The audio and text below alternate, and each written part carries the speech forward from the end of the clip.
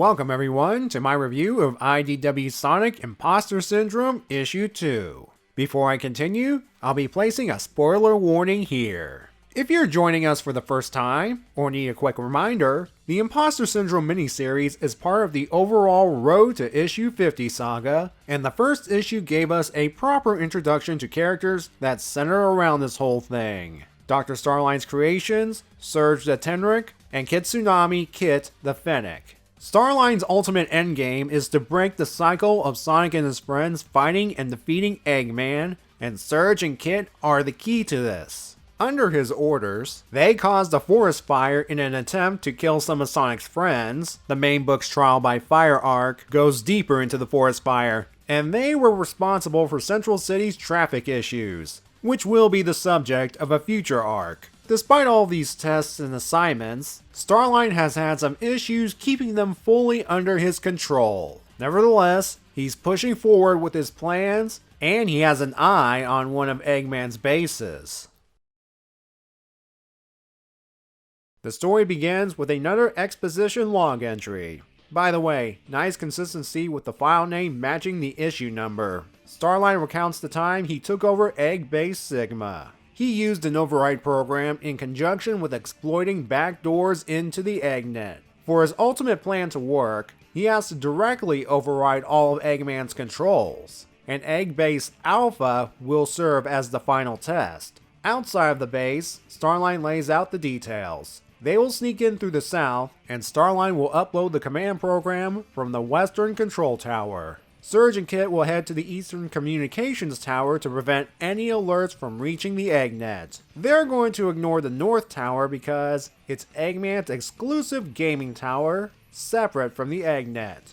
Hold on a moment. What's that line you're saying there, Starline? The doctor's ping is immaculate? Oh dear. Pingers! For the record, Ian did not intend for ping to refer to the infamous meme. Perhaps it was a subconscious thing? Anyway, Surge isn't happy that she's babysitting her support unit, but Starline reminds her it's what she wanted.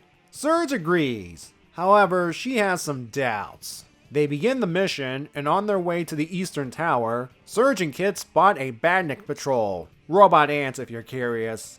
Despite Kit's objections, Surge destroys them. By her logic, Badniks cannot raise the alarms if they're scrap. She then tells Kit that she'll be doing things her way and not Starline's, and he's supposed to follow her. With that out of the way, they continue towards the tower. Meanwhile, Starline infiltrates the Western Tower thanks to his override program, and as he heads towards to where he needs to do his thing, he decides to make a quick detour when he spots the Egg Cave from the 2020 annual. He reminisces about his previous visit to this place, back when he was still a blind Eggman fanboy. Now that his eyes have been opened, he will prove to Eggman that his methods are superior. He hopes Eggman will see the error of his ways, and Starline will accept him back before they rule the world. Back to Surge and Kit, the latter wants to disable the tower, while the former wants to destroy it. Surge's method will definitely alert Eggman, but she believes she can take him. The arrival of an egg breaker makes the decision for them. Surge distracts the machine, and Kit begins taking care of the tower.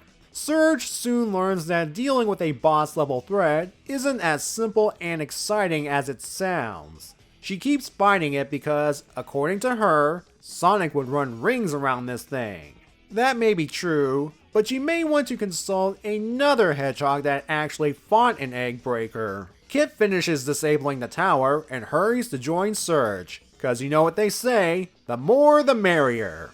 Or not, as Kit's arrival distracts Surge long enough for the egg breaker to crush her with its spike ball. This really pisses off Kit. Using his water tentacles, he tosses the spike ball back at the breaker. Kit goes to check on Surge, and besides some clothing damage, she's fine.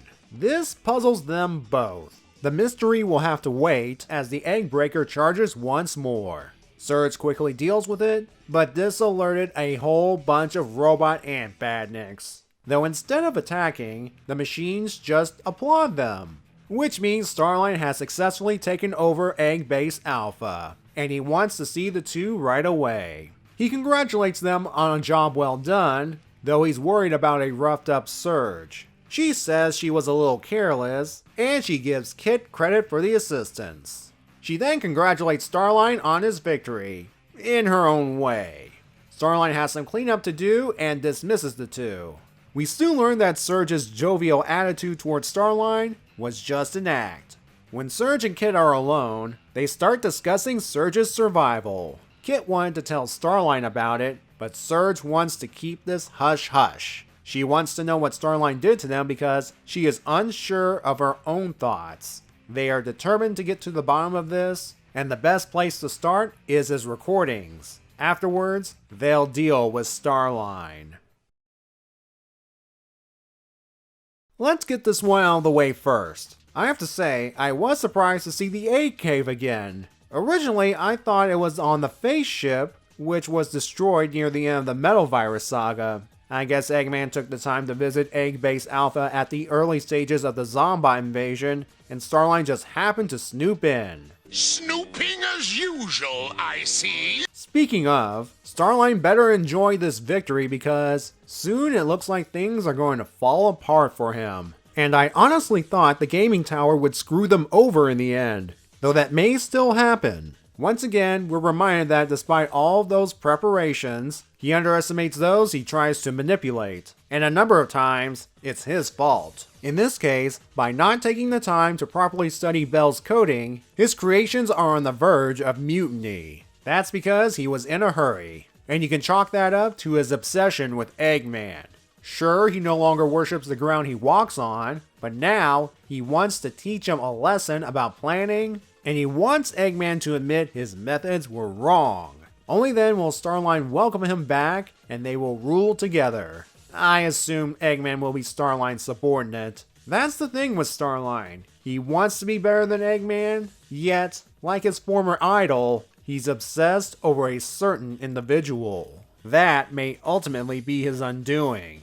Moving on to Surge and Kit, the issue dives more into the relationship between the two, which is a twisted version of the Sonic and Tails dynamic that Starline programmed into them. You know, it's almost like he saw a video simulation of Sonic running, and Tails following without question. Then he just filled in the gaps himself based on his limited knowledge of the heroes. At this moment, Surge and Kit are fascinating to me, because they're still trying to figure out who they are, while still being guided by their programming. The question we should ask now is, will this false bond actually develop into an actual bond beyond their programming? This is because at the end of this issue, the two seem willing to work together to find out more about their origins. What might have helped was their struggle against the Egg Breaker. Kit's loyalty, whether artificial or not, is strong enough that when push comes to shove, he'll ditch his timid doormat personality and get nasty if it means saving his comrade. Surge surviving what should have been a killing blow made her question her very existence, and she wants to have Kit join her in finding the answers. The way she does this may seem a little heartwarming. Like I said last time, she has Sonic's attitude minus the compassion, and you can definitely see it with the "you're not the boss of me" attitude. Near the end though, she may be showing concern for someone she thinks exists only to serve her. Then again, Surge might be manipulating Kit into helping her, since he can hack into things. And wouldn't you know it? Soon they'll be hacking into Starline's logs. Jeez, first Mimic and now Surge and Kit?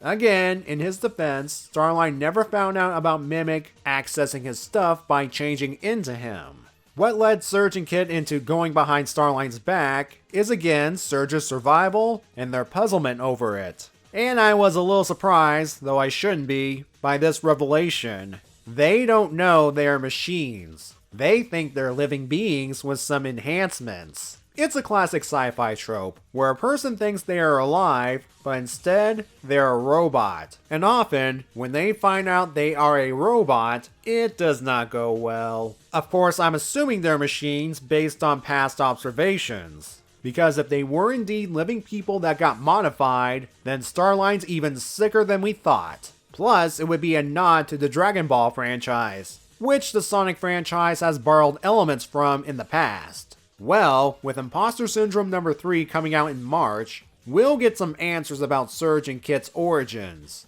And I have a feeling things are going to get ugly. I'll see you then.